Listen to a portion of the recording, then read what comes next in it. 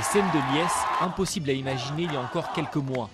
Les partisans de Aung San Suu Kyi exultent à l'annonce des premiers résultats. Celle que l'on surnomme la Dame de Rangoon a remporté un siège de député. Et son parti, la Ligue nationale pour la démocratie, affirme être en passe de remporter ces élections partielles. Je suis ravi car nous avons travaillé dur pour que notre mère Suu gagne aujourd'hui. Aung San Suu Kyi, lauréate du prix Nobel de la paix, a été libérée en novembre 2010, après plus de 15 ans de privation de liberté sous le régime de la junte. Dans la matinée, elle avait fait le tour des bureaux de vote, sous le regard des caméras du monde entier. Une victoire de son parti à ce scrutin, lors duquel 45 sièges étaient en jeu sur 440, ne va pas bouleverser l'équilibre des forces. Mais elle est jugée hautement symbolique dans la marche vers une transition démocratique du pays.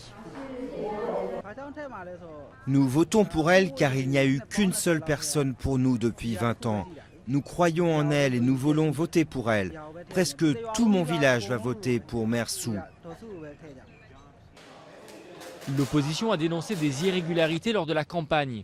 Mais contrairement au scrutin de 2010, la junte a autorisé des observateurs internationaux à superviser les opérations de vote.